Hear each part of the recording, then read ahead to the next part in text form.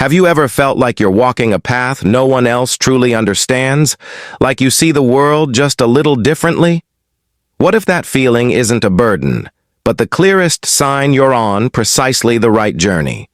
We often chase belonging, striving to fit into a mold, but the profound wisdom of Alan Watts suggests a radical alternative. Today, we're diving deep into his insights on why some paths are meant to be walked alone, and how embracing that solitude isn't a sentence, but a destiny. It's about understanding the unique tapestry of your own existence. If you've ever felt like an outsider or yearned for a deeper meaning beyond the everyday hustle, then stick with me. By the end of this, you'll not only understand why your individual journey is crucial, but you'll also discover how embracing your solitude can be the most liberating act of your life. Think about it for a second. From the moment we're little kids, what are we taught? Play nice, share your toys, don't be different. We're constantly nudged, pushed, and molded into fitting in. Our schools, our families, even our cartoons, they all teach us the value of being part of the group, of following the rules, of blending in. And there's a good reason for that, right? Society needs cohesion. People need to cooperate to build things and survive. But Alan Watts, with his wonderfully mischievous twinkle in his eye, would ask us to look a little closer at what this constant push for conformity actually does to us. Watts talked a lot about the ego. Now, when he used that word, he wasn't talking about being arrogant or conceited, not in the way we usually mean it. For Watts, the ego is the idea we have of ourselves as separate, as an isolated skin-encapsulated I that is fundamentally distinct from everything else. It's the story we tell ourselves about me versus the world, me versus you. And where does this story come from? Largely from society. We're given a name, a set of attributes, a role to play. We're told, you are John, you are smart, you are a lawyer, you are American. And we buy into it. We cling to these labels because they give us a sense of identity, a place in the vast, swirling chaos of existence.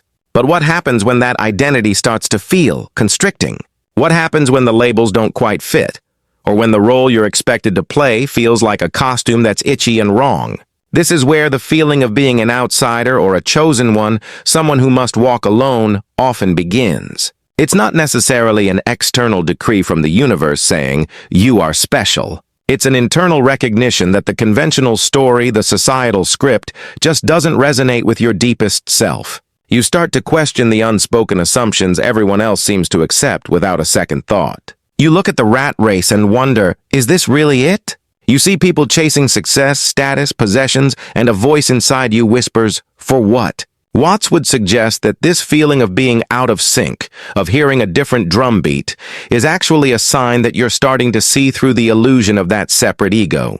You're beginning to understand that the you society has constructed for you isn't the whole story. The you that truly isn't just a separate entity battling the world, it's an integral part of the whole shebang. When you start to feel this, it can be disorienting. You might feel lonely, misunderstood, or even a little crazy, because everyone else seems to be playing the game, following the rules, and getting on with it. And you're over here, standing on the sidelines, looking at the scoreboard, and wondering if you even want to be on the team. But this discomfort, this initial feeling of separation from the flock, is actually a crucial first step on the path of profound self-discovery. It's the universe, or perhaps your true self, nudging you to look deeper, to question what you've been told, and to realize that the person you think you are isn't who you really are. And that's a journey that, by its very nature, demands a certain kind of solitude. So, if we're constantly being told to fit in, to follow the crowd, what does it mean to have a destiny in the Alan Watts sense? It's not about some grand, pre-written script carved in stone, waiting for you to discover it like a treasure map. Watts wasn't big on that kind of external deterministic fate.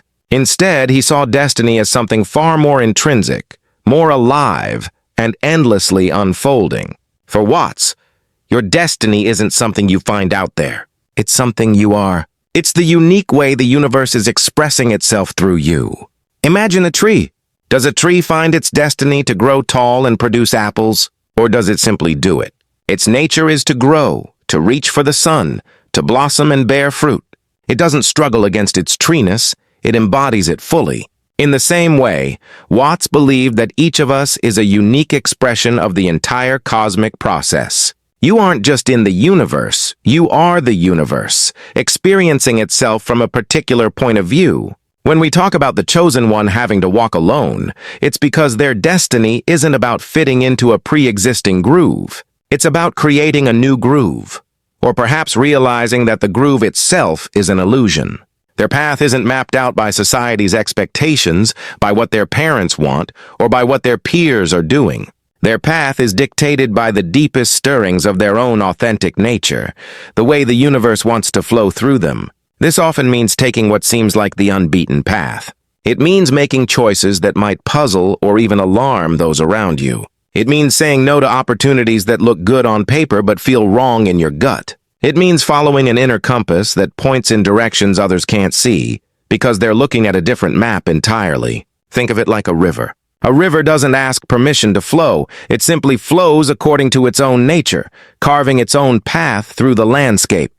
It might encounter rocks, change direction, or even temporarily get dammed up, but its essential nature is to move, to find its way to the sea. Your destiny, then, is the unfolding of your true self, your genuine nature, free from the constraints of the socially constructed ego. It's not about achieving a specific goal, but about the process of becoming, of experiencing, of being fully present in each moment as your unique self expresses itself. And this process, by its very design, has to be a solitary one. No one else can live your life for you. No one else can perceive the world precisely as you do. Your consciousness, your unique vantage point, is yours and yours alone. This isn't to say you can't have companions or share experiences. Of course you can, and that's a beautiful part of life. But the fundamental journey of understanding who you truly are, of allowing your authentic self to unfold, is an internal one. It requires you to listen to your own inner wisdom, to trust your own intuition, and to dare to be different when your true nature calls for it. The chosen one walks alone not because they are abandoned, but because their path is so exquisitely, profoundly personal, it can only be navigated by their own heart and mind. It's the journey of becoming who you were always meant to be, independent of external validation or approval. When we hear the word solitude, our minds often jump straight to loneliness. We picture someone isolated, perhaps sad, certainly missing out on something. But Alan Watts had a radically different perspective on solitude. For him, true solitude isn't a lack of company. It's a profound state of being where you are fully present with yourself, allowing for a deep, unfiltered encounter with your own consciousness. And for anyone on this path of self-discovery, this kind of solitude isn't just helpful, it's absolutely essential. It's a forge where your true self is tempered and strengthened. Think about the sheer noise of everyday life. Our phones buzz constantly. Social media feeds demand our attention. News cycles scream for our outrage. And there's always someone to talk to, something to do, somewhere to be. This constant external stimulation, while it can be exciting, also acts like a thick fog, obscuring our inner landscape. It prevents us from hearing that quiet, persistent voice within. The voice of our authentic self, the voice Watts would say is the universe speaking through you. Watts would argue that to truly know yourself, you have to step away from the crowd, from the chatter, from the endless demands for your attention. You have to create space where you can simply be. This doesn't mean you have to become a hermit and live in a cave. It means consciously carving out moments, hours, or even days where you are undisturbed, where you are not performing a role, not reacting to others, not striving for external approval. In these moments of solitude, you start to peel back the layers of conditioning. You begin to notice the automatic thoughts, the ingrained beliefs, the fears and anxieties that have been running the show without you even realizing it. You start to see how much of what you considered you is actually a collection of ideas and expectations absorbed from your environment. And let me tell you, this process can be uncomfortable. It can be unsettling. It's like clearing out a dusty old attic. You uncover things you forgot were there, things you'd rather not look at. But this discomfort is precisely where the growth happens. In solitude, you learn to sit with your own thoughts and feelings without judgment, to observe them rather than being consumed by them. You discover that many of your worries are like clouds passing through the sky of your mind. They appear, they shift, and they eventually dissipate. You learn that you are not your thoughts, you are not your emotions, you are the awareness that observes them. This deep engagement with your inner world is what allows your unique destiny, your true nature to emerge. Without the constant comparison to others, without the pressure to conform, you begin to hear what truly calls to you. What fascinates you? What brings you a sense of joy and vitality? What feels deeply, authentically right, even if it makes no sense to anyone else? These are the questions that solitude helps you answer. The chosen one embraces solitude not because they're antisocial, but because they understand it's the only way to truly connect with themselves and, paradoxically, with the universe. It's in this quiet internal space that the illusion of separation begins to dissolve, and you start to realize that the alone journey is actually a journey into the heart of everything.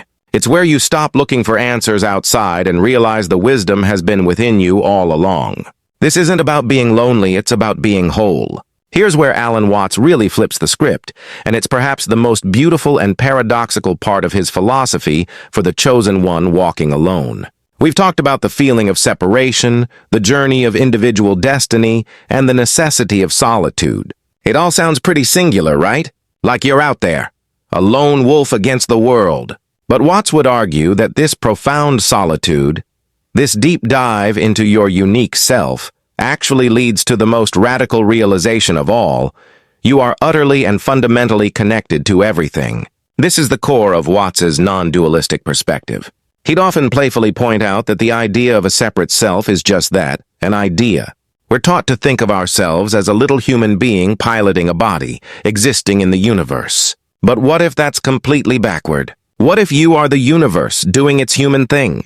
Watts used analogies like waves in the ocean. A wave looks like a separate thing, distinct from the water around it. But is it? No, it's the ocean waving.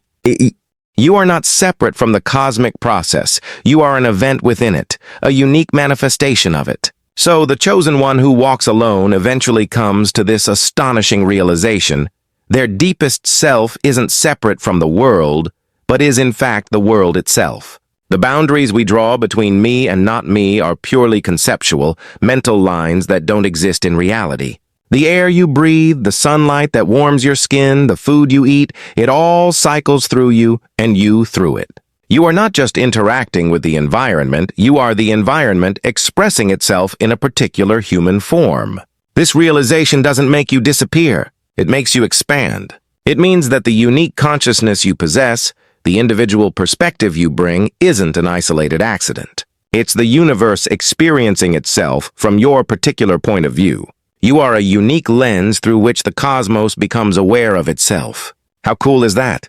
When you truly grasp this, the feeling of walking alone transforms. It's no longer about being isolated or disconnected. Instead, it becomes about being so deeply, uniquely yourself that you realize you are an indispensable thread in the grand tapestry of existence. You are alone in the sense that no one else can be you. No one else has your specific consciousness, your specific journey.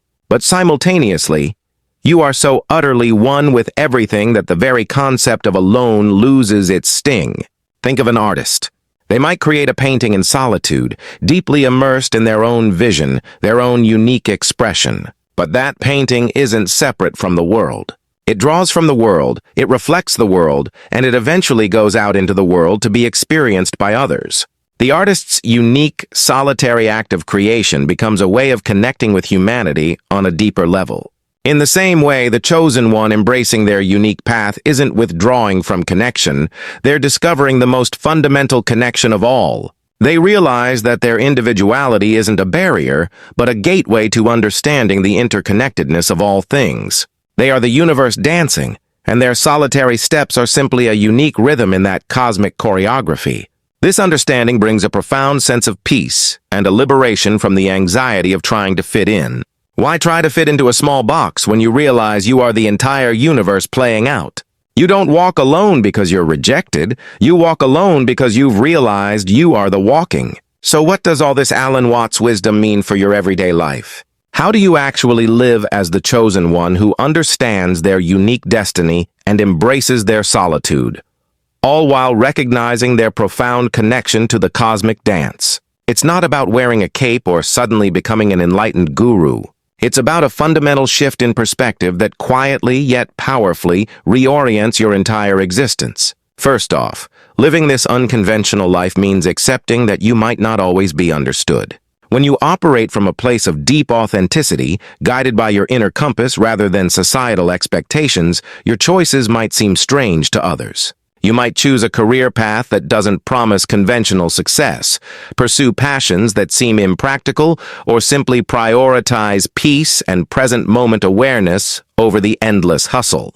People might question you, try to fix you, or even dismiss you. Watts would say that's their dance, not yours. Your job isn't to justify your existence to anyone, but to live it fully. This requires a certain kind of courage. It's the courage to trust your own instincts, even when they diverge from the norm. It's the courage to say no to things that drain your energy or don't resonate with your true self. It's the courage to sit in silence and listen to your own wisdom, rather than constantly seeking external advice or validation. Remember, your path is uniquely yours because you are a unique expression of the universe. No one else has your specific combination of experiences, insights, and desires. To deny that is to deny the universe its unique way of knowing itself through you. Watts would also emphasize that this isn't about striving to be extraordinary in some performative way. It's about recognizing that you are extraordinary simply by being yourself. The conventional world often tells us we need to become something: richer, smarter, more successful. But Watts's philosophy suggests that you already are everything.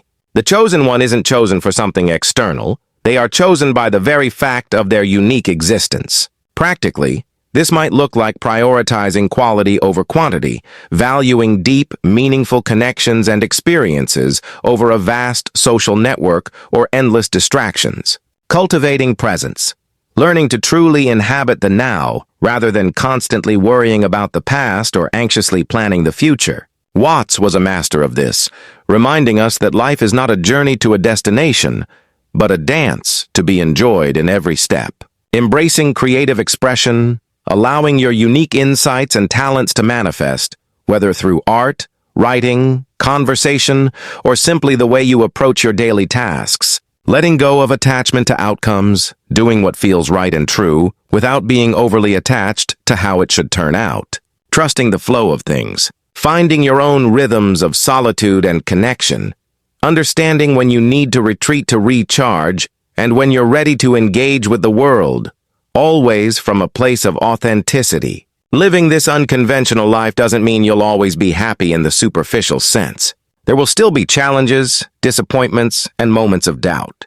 But the underlying current will be one of profound peace and a deep sense of alignment. You'll find joy not in external achievements, but in the sheer miracle of existence itself, in the awareness that you are a unique facet of the cosmic dance. You're not fighting life, you're flowing with it as it flows through you. And that, Watts would say, is the truest freedom, the deepest peace, and the most magnificent destiny of all. Ultimately, Alan Watts teaches us that the chosen one who walks alone isn't a person burdened by isolation, but an individual liberated by self-awareness. It's about seeing through the illusion of a separate ego, recognizing your unique destiny as the universe expressing itself through you, and embracing solitude as the forge where your truest self is realized. This profound journey into individuality paradoxically leads to the deepest understanding of our universal interconnectedness. You walk alone not because you're apart, but because your path is your own rhythm in the grand cosmic dance of existence. If Watts's perspective on solitude and destiny resonated with you today, let me know in the comments below. What's one step you can take to embrace your own unique path a little more? And if you're ready to explore more transformative ideas like these, hit that subscribe button and join our community. Your journey of self-discovery is just beginning.